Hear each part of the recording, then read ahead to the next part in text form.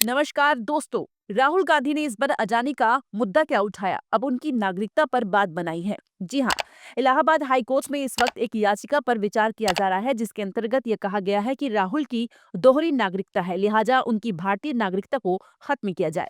पिछली बार जब राहुल गांधी ने संसद के अंदर भाषण दिया था, तो न सिर्फ उनके भाषण को 19 जगहों से नोटिस दिया गया था, हटा दिया गया था, बल्कि उसके बाद किस तरह से गुजरात की अदालत में प्रक्रिया तेज हो जाती है और उनकी सांसद चली जाती है। जी हाँ, उनसे उनका एमपी का पद छीन लिया जाता है और उन्हें उनके घर से निकाल दिया जाता है। इस बार बात उनकी नागरिकता पर आ गई है और बात सिर्फ यहीं तक सीमित नहीं है दोस्तों। कल के दिन जब एनडीटीवी समूह ने, या ये कहा जाए अडानी समूह ने, इस मुद्दे पर न डिफेंस अपनी बात रखी, तो उनके न्यूज चैनल एनडीटीवी में राहुल गांधी के खिलाफ दुष्प्रचार की जो आंधी देखी गई, वह निहायत ही शर्मनाक थी। और कहीं न कहीं यह खबर जुड़ी हुई है एनडीटीवी के मौजूदा चरित्र से। याद कीजिएगा, एनडीटीवी के पूर्व संपादक प्रणय रॉय और राधिका रॉय 2017 में सीबीआई इन पर केस दर्ज करता है। करप्शन का कल ही सीबीआई ने यह बयान दिया है और डॉक्टर प्रणव राय और उनकी पत्नी राधिका रॉय को दोष मुक्त कर दिया है। यह कह दिया है कि इन्हें आईसीआईसीआई से जो लोन मिला था, जो ऋण मिला था, उसमें भ्रष्टाचार नहीं है। मगर यह खबर मैं आपको क्यों बतला रही हूँ, क्योंकि इसी खबर ने नींव रखी थी डॉक्टर प्रणव राय के हाथ से एनडीटीवी के छिन जाने की, रविश कुमार, श्रीनिवासन जैन और निधि राजदान के एनडीटीवी छोड़ देने की, और इसी खबर ने नींव रखी थी एनडीटीवी के गोदी मीडिया बन जाने की। आज हालत यह है दोस्तों कि एनडीटीवी ने जो दुष्प्रचार चलाया है राहुल गांधी के खिलाफ, उसमें आधा सच आधा झूठ था। अब राहुल गांधी की नागरिकता पर आंच आ गई है। क्यों? क्योंकि उन्होंने अडानी का मुद्दा उठाया। और क्यों ना उठाए दोस्तों, क्योंकि एक अमेरिकी अदालत ने अडानी के खिलाफ गिरफ्तारी वारंट जारी किया है। केनिया की सरकार ने अडानी के साथ अपने तमाम समझौतों को रद्द कर दिया है।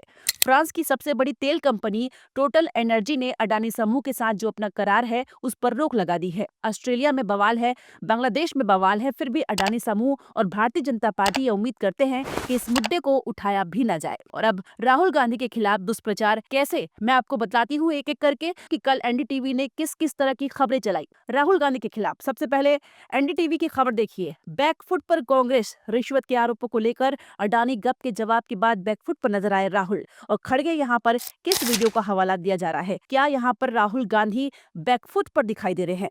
सबसे बड़ी बात, अगर एक मुद्दे का जिक्र राहुल गांधी लगातार करते रहे तो वो है अडानी वाला मुद्दा। कहीं ना कहीं यह राहुल गांधी की राजनीति बन गई और यहाँ पर एनडीटीवी दावा कर रहा है कि वो बैकफुट पर है। सुनिए कल किस उग्र अंदाज में राहुल गांधी ने अपनी बात रखी थी। Sir, Adani really has denied all the charges. You think Adani is going to accept the charges? Which world are you living in, brother? Obviously, he's going to deny the charges. The point is he has to be arrested. The point is he has to be arrested, as we have said. Hundreds of people are being arrested on tiny charges. The gentleman has been indicted in the United States for thousands of crores. He should be in jail. And the government, please let me speak. And the government is protecting him. अब NDTV क्या कह रहा है, back foot पर कांग्रेस, और किस video का हवाला दे रहा है, ये देखिए। सर, मुकुल रोहतगी और मनीष तिवारी कह रहे हैं कि अडानी कोई मामला नहीं है और एफसीपी के तहत उनका नाम भी नहीं लिया गया है, ना अडानी, गौतम अडानी, ना सागर अडानी। वो तो सवाल हम उठा रहे हैं ना, 267 में आज उठा रहे, आपको बता देंगे। अडानी ग्रीन्स ने सर स्टॉक एक्सचेंज को भी लिखा है कि अडानी इसका कोई भी इसमें एलिगेशन नहीं है।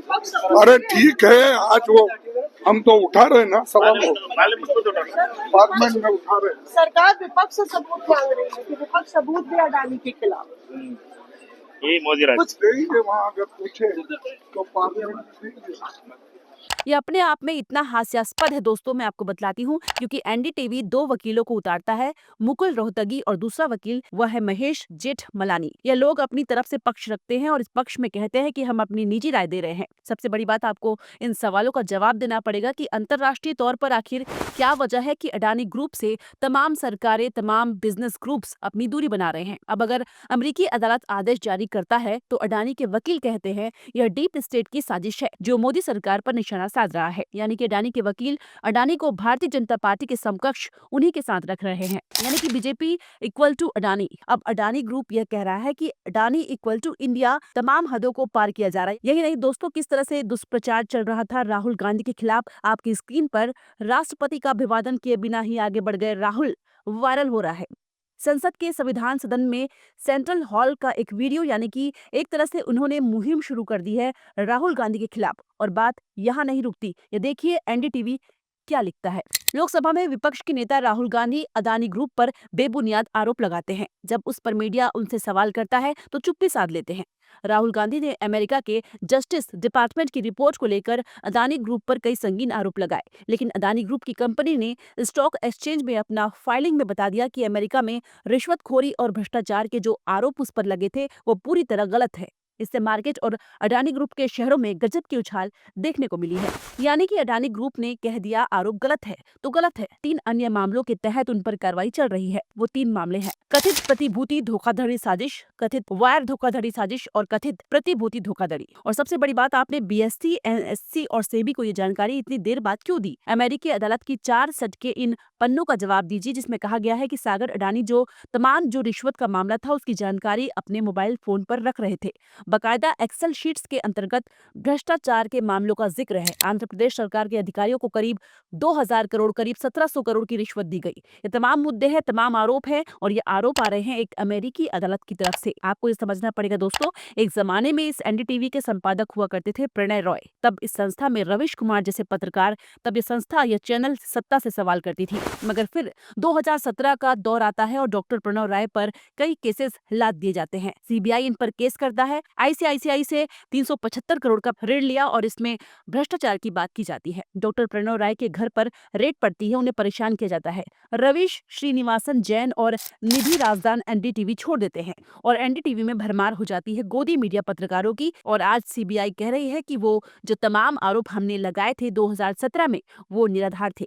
मामला क्या है आपकी स्क्रीन पर। केंद्रीय जांच ब्यूरो ने एनडीटीवी के संस्थापक प्रणय रॉय और राधिका रॉय के खिलाफ भ्रष्टाचार और धोखाधड़ी का मामला बंद कर दिया है। यह फैसला इसलिए लिया गया है क्योंकि जांच में पाया गया कि उन पर लगाए गए सभी आरोप निराधार थे। सीबीआई की जांच में पाया गया कि आईसीआईसीआई बैंक द्वारा रॉय की company MSRR holdings private limited को 375 करोड़ रुपए का ऋण देने में कोई अनियमित नहीं थी। इस ऋण में पहले बैंकिंग नियमों का उल्लंघन का आरोप लगा था, लेकिन सीबीआई ने पाया कि यह एक सामान्य व्यावसायिक लेन देन था। मगर यह जो आरोप लगा था डॉक्टर रॉय पर, उसी के जरिए न्यूज तैयार हो गई थी एनडीटीवी को अडानी को सौंपने की। और आज वही एनडीटीवी राहुल गांधी के खिलाफ आधा अधूरा प्रचार चला रहा है। मगर एक और चिंताजनक बात जो आ रही है वो यह है कि अब राहुल गांधी की नागरिकता पर आंच आ सकती है और इलाहाबाद हाईकोर्ट ने इस बाबत गृह मंत्रालय से जानकारी मांगी। ये मामला क्या है दोस्तों, इस पर भी गौर कीजिए। दैनिक भास्कर के मुताबिक नागरिकता का मामला क्या है।